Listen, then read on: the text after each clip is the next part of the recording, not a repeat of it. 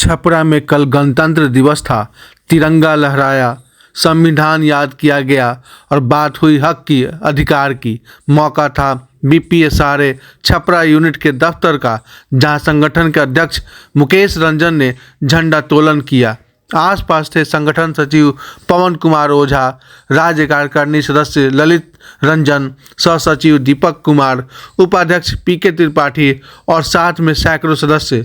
झंडा फहराने के बाद बात सिर्फ रस्मों की नहीं रही। दफ्तर के अंदर बैठी एक अहम बैठक। सवाल था, संगठन कैसे मजबूत हो, सदस्य कैसे बढ़े। इस बैठक में पहुंचे एनएफएसआरयू के राष्ट्रीय कोषाध्यक्ष दीपक कुमार, साथ थे राज्य कार्यकारिणी सदस्य संदीप कुमार और वरिष्ठ सदस्य अभिषेक रंजन। दीपक कुमार ने नई लेबर लॉ की बात की आसान भाषा में, ताकि हर सेल्स रिप्रेजेंटेटिव समझ सके कि कानून उसके लिए क्या कहता है। बैठक की कमान संभाली अध्यक्ष मुकेश रंजन ने और समापन किया संगठन सचिव पवन कुमार ओझा ने। कुल मिलाकर गणतंत्र दिवस सिर्फ झंडा फहराने तक सीमित नहीं रहा। यहाँ संविधान की बात भी हुई और अधिकार की भी। आगे क्या कुछ कहते हैं दीपक कुमार, सुने। इस बैठक के अंदर सबसे पहले बता दूं कि छपरा आज के दिन में हमारा बीपीएसआरए का सबसे अग्रणी यूनिट में से एक है और पिछले 2-3 सालों से इसने एक माइलस्टोन सबके सामने रखा है, तो इसलिए सब लोग को बधाइयाँ भी यहाँ हैं।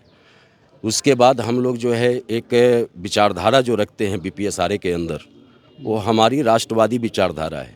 पहले से जो ट्रेडिशनल चलती थी उसके उस तरह का विचारधारा चलता नहीं, जो मान लिया जाता था कि लाल झंडा आकर के ट्रेड यूनियन करता है, वैसा नहीं है। अपना राष्ट्रवादी विचारधारा का संगठन है, तो इसलिए हम लोगों के लिए गणतंत्र दिवस और स्वतंत्रता दिवस की अहमियत जो है वो ज़्यादा हो जाती है। अभी नया केंद्र सरकार ने लेबर कोड इशू किया है, उसमें 4 कोड हमारे आए हैं। उससे रिलेटेड जो विषय हैं उस पर एक हम लोगों का मंथन सब जगह चल रहा है। उसमें बहुत सारी फैसिलिटी हम लोगों के हक में भी दी गई है और कुछ पॉइंट हैं जिस पर हमारा कंसर्न भी है, तो उसके लिए हम लोग गवर्नमेंट से कम्युनिकेशन करने की कोशिश कर रहे हैं। लेकिन फ़िलहाल जो अच्छी चीज़ें दी गई हैं उसके बारे में मेंबरों को सूचित करना ज़्यादा ज़रूरी रहता है। सबसे पहले तो गवर्नमेंट को इस बात के लिए हम कम्प्लीमेंट करना चाहेंगे कि उन्होंने सेल्स प्रमोशन एम्प्लॉय को वर्कर कैटेगरी में इस कानून के अंदर इंक्लूड किया है। इसको साबित करने में जब भी हमारा कोई कानूनी मसला आता था तो कोर्ट में वर्षों लग जाते थे, लेकिन इस कानून के आ जाने के बाद ये एक बहुत बड़ी बाधा जो है वो ख़त्म हुई है। फिर सैलरी के रिगार्डिंग जो व्यवस्था की गई है वो भी हमारे वर्करों के हित में है, उसको लेकर के रखा गया है। वर्किंग आवर के साथ साथ ओवर टाइम को इसमें एड्रेस किया गया है, तो ये भी एक अच्छी बात है। ग्रेच्युटी को लेकर के, प्रोविडेंट फंड लेकर के जो गाइडलाइंस दिए गए हैं वो भी वर्कर हित में है। तो उस बारे में अभी सारा डिटेल जो है सब लोगों के साथ उसको शेयर कर रहे हैं। हमारा मूल कंसर्न जो है वो फिक्स टर्म एम्प्लॉयमेंट पर है। हमारी सरकार से हमेशा ये बात है कि फिक्स टर्म एम्प्लॉयमेंट वहाँ होना चाहिए जहाँ काम जो है वो फिक्स टर्म का है। जैसे कोई अगर कंस्ट्रक्शन का काम कर रहा है कहीं पर, तो उसके फिक्स टर्म के प्लान है, तो उसमें चलो 3 साल 4 साल का प्रोजेक्ट है, तो आप वहाँ फिक्स टर्म एम्प्लॉय ले रहे हैं तो ठीक बात है। लेकिन जो हमारा जो प्रोफेशन है ये रेगुलर बेसिस पर एम्प्लॉयमेंट का सबसे बड़ा क्षेत्र है। सबसे ज़्यादा ऑल इंडिया में एम्प्लॉयमेंट सेल्स प्रमोशन एम्प्लॉइयों के जरिए है।